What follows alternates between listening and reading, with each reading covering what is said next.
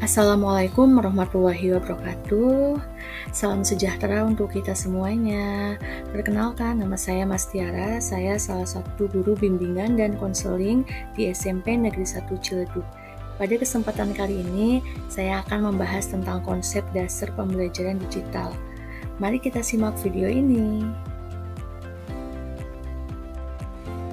Materi atau topik pembelajaran yang akan kita bahas, yang pertama, konsep pembelajaran digital yang meliputi pengertian pembelajaran digital, kelebihan dan tantangan pembelajaran digital, serta teknologi dalam pembelajaran digital. Yang kedua yaitu aplikasi kelas online. Yang ketiga ada aplikasi penyimpanan dokumen. Yang keempat ada aplikasi presensi online. Nanti kita akan membahas dengan Google Form. Yang terakhir yaitu kita akan membahas tentang perbedaan pembelajaran digital dan kelas luring. Yuk kita simak video ini. Pembahasan yang pertama yaitu konsep pembelajaran digital. Pembelajaran digital adalah suatu metode pembelajaran yang menggunakan teknologi informasi dan komunikasi sebagai media utama dalam proses belajar mengajar. Metode ini memungkinkan siswa untuk belajar secara mandiri dan fleksibel, serta dapat diakses dari mana saja dan kapan saja. Selanjutnya, yaitu kelebihan pembelajaran digital. Yang pertama, kelebihannya adalah metode ini memungkinkan pembelajar untuk belajar secara mandiri dan fleksibel, sehingga mereka dapat belajar sesuai dengan kecepatan dan gaya belajar masing-masing.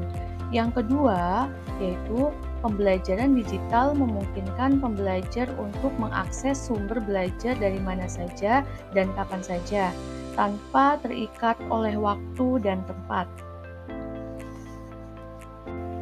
Baik, tadi setelah kita membahas tentang kelebihan pembelajaran digital, sekarang kita akan bahas tentang tantangan pembelajaran digital. Yang pertama di sini, tidak semua pembelajar memiliki akses atau kemampuan untuk menggunakan teknologi informasi dan komunikasi. Yang kedua, di sini ada pembelajaran digital juga memerlukan keterampilan khusus dari pengajar, yaitu guru, dalam mengelola dan mengembangkan konten pembelajaran yang sesuai dengan karakteristik pembelajar. Selain itu juga, guru juga perlu mengembangkan keterampilan dalam mengelola interaksi dan kolaborasinya. Selanjutnya, teknologi pembelajaran digital. Nah, sebelum kita membahas lebih lanjut, kita harus tahu dulu teknologi pembelajaran digital itu seperti apa. Nah, di sini teknologi informasi dan komunikasi menjadi kunci utama dalam pembelajaran digital. Ada beberapa teknologi yang dapat digunakan dalam proses pembelajaran, seperti platform pembelajaran online, video conference, e-book, dan aplikasi mobile. Teknologi ini memungkinkan pembelajar untuk mengakses sumber belajar dari mana saja dan kapan saja, serta berinteraksi dan berkolaborasi dengan pengajar dan rekan pembelajar secara online. Nah, salah satu teknik pembelajaran digital yang pertama adalah aplikasi kelas online. Aplikasi kelas online adalah sebuah platform yang memungkinkan seorang pengajar dan muridnya untuk berinteraksi dalam lingkungan virtual. Dalam aplikasi ini, murid dapat mengakses materi pelajaran, tugas, ujian, dan diskusi dengan mudah dan nyaman. Nah, di sini ada beberapa aplikasi yang biasanya digunakan. Di antaranya, di sini ada Google for Education. Lalu ada Rumah Belajar, Office 365, Twitter, Genius, dan lain-lain. Lalu, untuk bertatap muka secara online biasanya menggunakan aplikasi Zoom, Google Meet, Skype, Google Hangout, dan masih banyak lagi. Yang kedua, ada aplikasi penyimpanan dokumen. Nah, di sini pentingnya penyimpanan online. Seringkali kita mengalami kehilangan data-data penting di komputer, di laptop, atau handphone. karena perangkat tersebut rusak. Maka solusinya adalah menggunakan penyimpanan online. Nah, penyimpanan online merupakan media yang berbasis online untuk menyimpan file serta membutuhkan koneksi internet saat mengaksesnya. Layanan ini menyinkronkan dokumen, foto, dan lainnya yang tersimpan di semua perangkat pengguna, termasuk perangkat seluler, tablet, dan laptop, serta PC. Jadi, aplikasi penyimpanan dokumen ini menggunakan Google Drive. Nah, Google Drive ini adalah layanan penyimpanan berbasis cloud gratis yang memungkinkan pengguna untuk menyimpan dan mengakses file secara online. Nah, di sini juga sudah terpampang gambarnya seperti apa. Dan di sini yang perlu kita perhatikan untuk dapat menggunakan aplikasi Google Drive ini diantaranya yang pertama, pastikan kalian semua memiliki akun Gmail.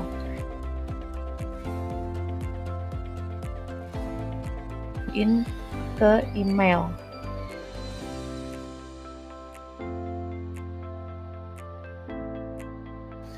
Nah, di sini ada langkah-langkah untuk membuat folder dalam Google Drive. Nah, yang pertama, untuk menambah folder baru, kita bisa klik New di sisi kiri atas. Di situ sudah ada gambarnya yang ada tanda panah. Kita bisa lihat di situ. Lalu yang kedua, selanjutnya ketika kita sudah mengklik New, kita lanjut klik tombol New Folder. Situ juga sudah ada gambarnya agar lebih jelas yang ada tanda panahnya. Nah, selanjutnya di sini ada cara mengupload file dan folder pada Google Drive ya. Nah, di sini kalian bisa mengakses menu seperti gambar yang tertera di layar. Nanti kalian bisa buka Google Drive-nya dulu. Yang kedua, kalian bisa klik Gmail-nya. Yang ketiga, kalian bisa klik yang ada tanda plusnya atau ada tulisan baru di situ. Nah, selanjutnya kalian bisa memilih ada upload file dan upload folder. Jadi nanti sesuai kebutuhan kalian ingin menguploadnya dalam bentuk file ataupun folder, jadi sesuai dengan kebutuhan. Berikutnya, di sini ada sharing file dan folder. Sharing file atau folder khusus untuk orang-orang tertentu bisa dengan memasukkan alamat email yang bersangkutan. Nah, di sini di layar sudah ada ya contohnya step by step-nya dan juga sudah ada gambarannya agar kalian tidak bingung apa yang harus dilakukan. Nah, di sini kalian bisa mengetik dulu untuk ke siapa folder atau file yang akan kalian kirim, ketik emailnya di situ, lalu ketika sudah memasukkan file atau foldernya, kalian bisa pilih send atau kirim. Selanjutnya ada aplikasi presensi online. Di sini kita menggunakannya Google Form. Nah, dengan Google Formulir kita dapat membuat presensi secara online di browser seluler atau web. Di sini tidak memerlukan software khusus ya. Nah, kita juga bisa mendapatkan hasilnya secara langsung setelah hasil tersebut masuk. Selain itu juga, kita dapat meringkas hasil presensi secara sekilas dengan Google Sheet. Berikut langkah menggunakan Google Form. Nah, di sini langkah-langkahnya juga sudah lengkap, ada gambarnya di situ ya dengan jelas. Nah, yang pertama kalian bisa buka Google Drive ya di situ, lalu kalian bisa klik New, lalu lanjut pilih New File, dan selanjutnya di situ sudah ada beberapa Google Dokumen, Google Sheet, Google Slide. Nah, kalian bisa milih Google Form.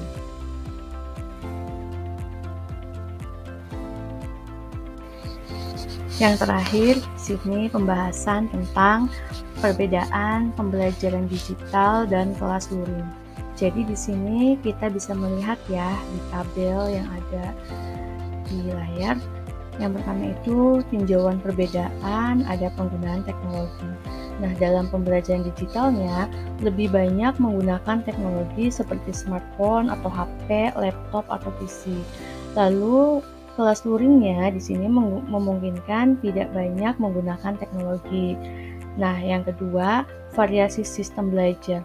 Dalam pembelajaran digital, variasi sistem belajar terbatas karena tidak bertemu langsung, tidak tatap muka. Tapi dalam kelas luring di sini variasi belajar banyak karena antara guru dan siswa bertemu langsung. Nah, yang ketiga, lokasi dan jam belajar.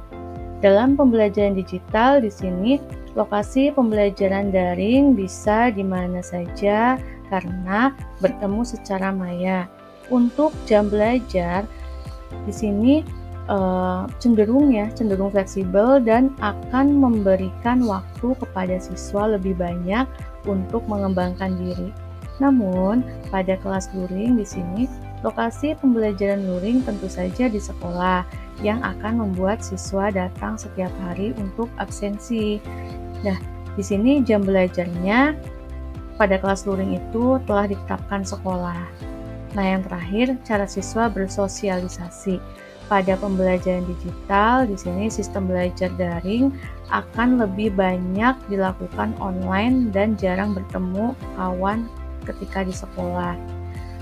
Dalam kelas luringnya, di sini siswa akan lebih punya banyak waktu untuk bersosialisasi dengan teman sebayanya. Jadi, di sini anak-anak juga bisa mengoptimalkan perkembangannya secara langsung ketika di kelas luring.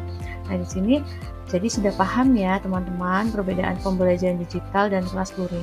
Jadi, ada kelemahan dan kelebihannya sesuai dengan kebutuhan kita dalam pelaksanaannya. Sekian pembahasan dari saya, semoga bermanfaat. Terima kasih. Wassalamualaikum warahmatullahi wabarakatuh.